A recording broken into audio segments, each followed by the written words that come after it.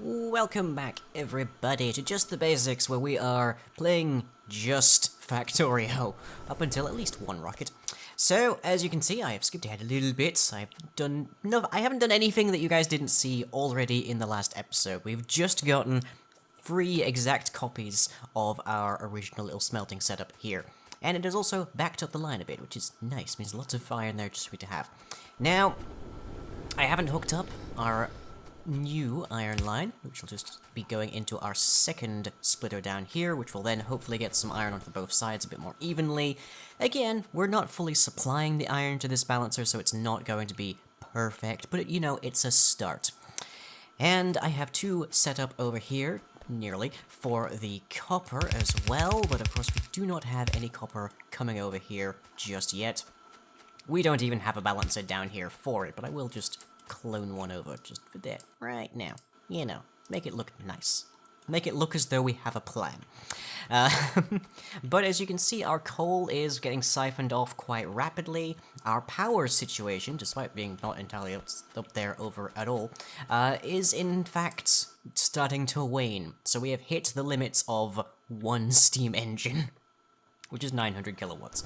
Now, thankfully, back in the day, this was much, much worse, but thankfully, if we rework this a bit, if we flip it, in fact, if we pick up our steam engine, put our name on it, and then reverse it and put it back down, we can, in fact, just chain along. I believe it's at least 5, it might even be 10. No doubt Editing Me has put it on the screen in bright, bold letters for you to see where I can't, which will then be how many this particular boiler can actually provide. And we're gonna start doing that right now, because we need the power, because your machines will continue to run with low power. Like, that's important to note. You will get some performance out of low power situation, sort of a brownout kind of situation. But they will do things slower, to the point where they are ultimately completely out of power and stop. So what we want to make sure is that we don't get to that point. So there, and goodbye power. Yep, all gone. And I need to flip that. And now it's got a problem that it has no water coming in, so we need to shuffle it over just a smidge. And let's, you don't need to worry about grabbing that at all, because it's right there. Okay, so there, and there. And we now need to give that a little bit of manual for just to start off. Okay, grand. There we go. So that doubles our power. We are now very much meeting our requirements. Our satisfaction is the power we're using. Our production here bar is how much we could produce. So we could produce about 1,800 kilowatts, or just shy of about 2 megawatts, which is good. Accumulated charge, don't worry about it. Just imagine that's not there right now. But okay. So, now that we've gotten one line backed up here, pretty much all of our new iron ore is going directly down this one line, and we have a problem, as you might be noticing, which is that we are actually outpacing our iron ore production. Our production of it is 164, we are consuming 162? Right, yes, we're using 162 because we're not actually able to fully saturate the line here. We are actually backing up a bit, so that's good to see. But our coal, we're going to have to start worrying about. Our coal isn't running on power right now, and we actually don't even have any meaningful copper production. We have this 1 burner mining drill and this 1 stone furnace over here that's currently working on copper. So, we are, as we continue to chug along through our electric energy consumption distribution research, we are going to try and actually get proper mining up here. And we also probably want to just upgrade this by actually using both of these lanes, just to make things a bit better. But we're still going to have some issues. I'm just going to dump down the line, let it be dealt with. We're still going to have some issues crafting things slowly. Once we start to get gears on the belts, once we start to get electronic circuits on the belt, things will speed up considerably, but we're still going to be crafting a lot of things by hand until we get them all. So, yeah. And let me see, we have 6 down here, so let's put 6 up here, and then we'll route the products of that over to here to deal into our copper line. And I'm going to want to grab a lot more copper to do this, ironically. Is that ironic? I think that's mostly just inconvenient. But, okay, and oh hey, I'm down to 27 iron. Shall we witness the fruits of my labors in building this bus and actually connecting things to it, shall we? Yeah. So, yeah, that's fully up, and, oh, it's just so good. It's practically a rain of iron. Oh, it's beautiful. It's beautiful, and I've now got nearly 4 stacks of it. Just, oh, so wonderful having an actual, like, bus to do things on. And yeah, we can see this kind of, like, the spurts of iron that are coming out of this, because they are not equipped to produce a full line at all. To actually produce a full 13.33 per second, let's see, what would it take? It would take a grand total of 46.7, so nearly 5 times what we currently have here going to one belt. So, it's not worth it. It's not worth it. It's just not worth it, because multiply that by 8 and you'll get how many we'll need at the end of the day. So, nope, Also, you can't upgrade stone furnaces, you just use them and dump them, because the next one uses brick. Brick and steel does not use these as a crafting ingredient at all. So yeah, also I have some lights. I usually like to put them around here, so I can actually tell where my smelting is at night, even though that's actually some of the more luminous parts of your setup. But just so we can actually, like, find it, so you guys can tell exactly, a bit more maybe where I'm walking. Use them as, like, stars in the night to tell where I'm navigating to. I don't know. But okay, we've got our miners up. Let's head on up over here. Let's try and find the outermost point so we can make sure we get everything. Is that... No, I think that's just a little rogue pixel. Okay.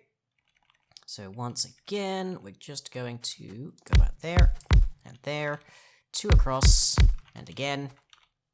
And once more, this is a lot easier when you happen to have a freaking ton of materials just in your inventory. But we're not quite at the mining bots kind of situation yet, so we'll deal. And then we also need power lines, and we're still dealing with small electric poles until this is done. And speaking of being done, it is out of actual material over here, so let's just dump a couple of these in, because we can. Okay, so there's our splitters. There, there, and there. And in there, and in there. Leave that out. There we go. Okay. Take that away. And this will take me an age, but we'll get there eventually. Whether I do this in super speedy mode, I don't know, because I actually have to go and get some more wood. Hey, I had to take out like half the giant boulders over here just to get the stone to make all of the furnaces I needed for this. Ugh. But okay, grab a few pieces of wood so we can actually transplant power over to the opposite side of the bus. And let's get rid of you. Yeah, here we go. And make 3 of those, why not? And then just everything else on that. And I will grab more iron whilst I'm moving around. But okay, let's see if we can't at least get 1. Nope, not even remotely close. Right, well, we don't need to worry about having stuff on the coverage there just yet, so about there, and a there, and a there. I don't know if I mentioned it, but being able to put ghost images, they're called, of power of, like, objects down like that is meant to be more for when you're in the later game and you have access to the construction robots. It's sort of a smaller scale version of having a blueprint, but it's useful in the early game as well, just when you're trying to, like, work out where things are gonna be, that kind of thing. But okay, those have power now. They don't have coal and they don't have anything to smelt, but they do have power, which is a start. Okay. Now there's sort of 2 schools of thought on how to do long distance conveyor belts like this. A lot of people like to use purely undergrounds. Some people like to use a mix of undergrounds and regular belts. I go for whatever is convenient at the moment, more or less. But later game I will generally tend to prefer using underground belts because you tend to end up with a lot of things running into a lot of things.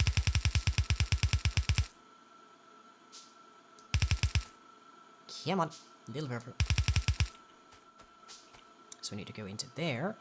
We could, in theory, just have this going either side. It's not really significant which side of the belt this ends up on, but I'm going to try and keep it on the same side as if I can.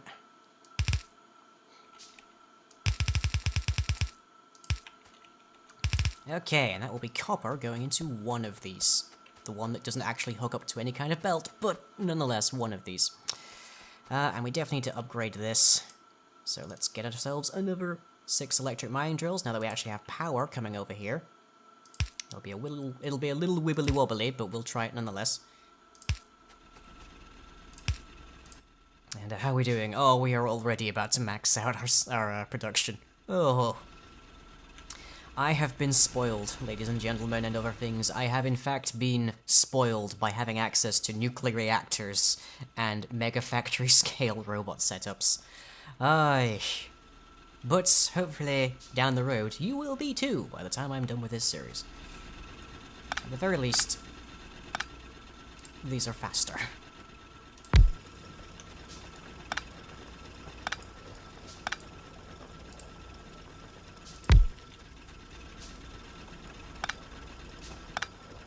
And also you don't have to worry about being wibbly or about the inserters running out of coal or anything.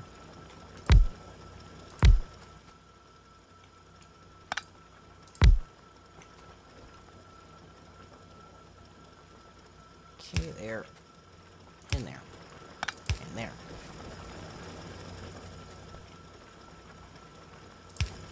Okay, there we go.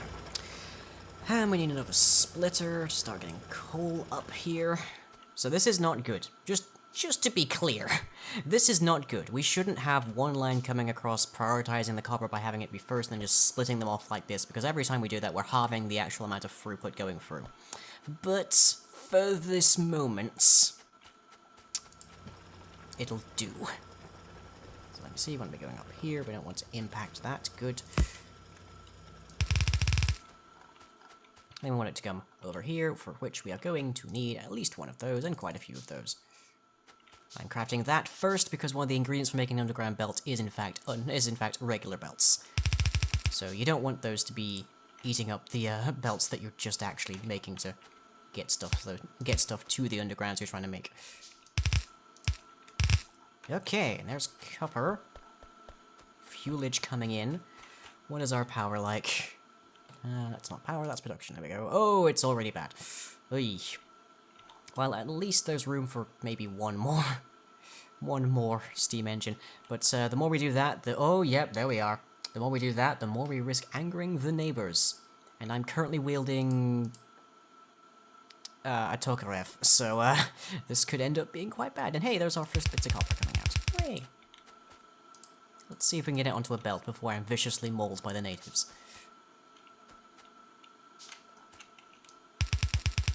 Probably not, but we'll find out. Hey, there we go.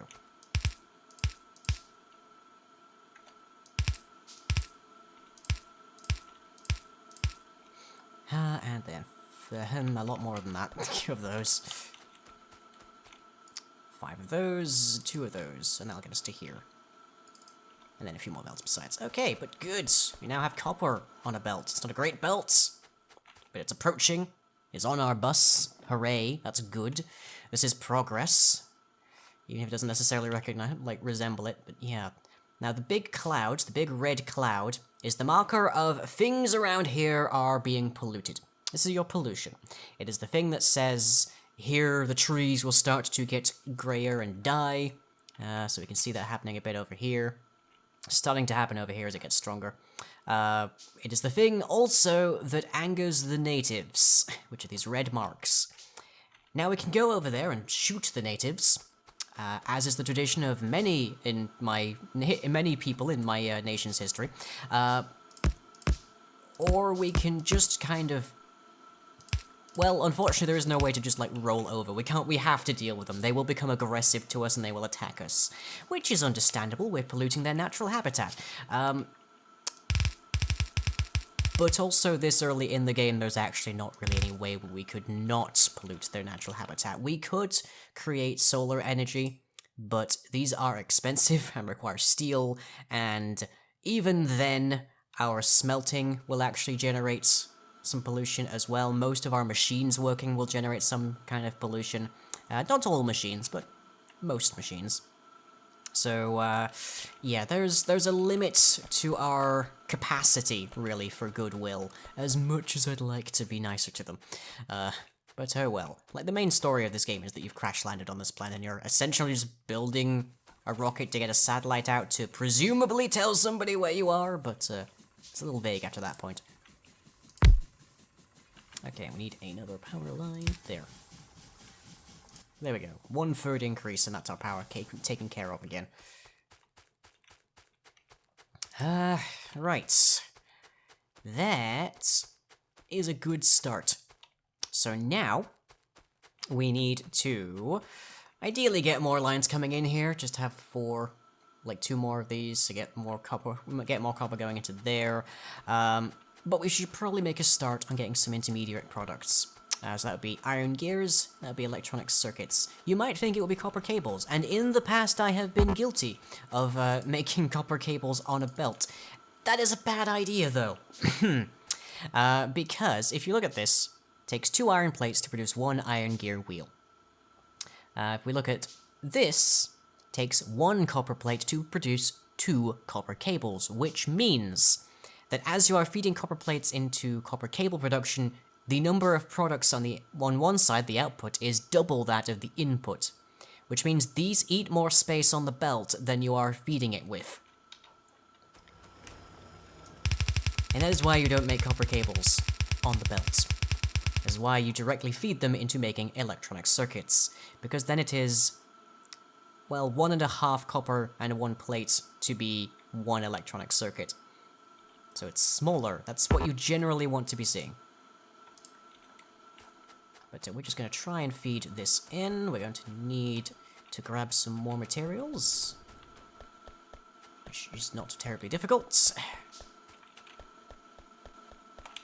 because now we have them just storing up here, just lining up, waiting for us to grab them. Because we need another splitter up here to feed this copper coming in. And we're going to need at least a couple more undergrounds, just while we're at it.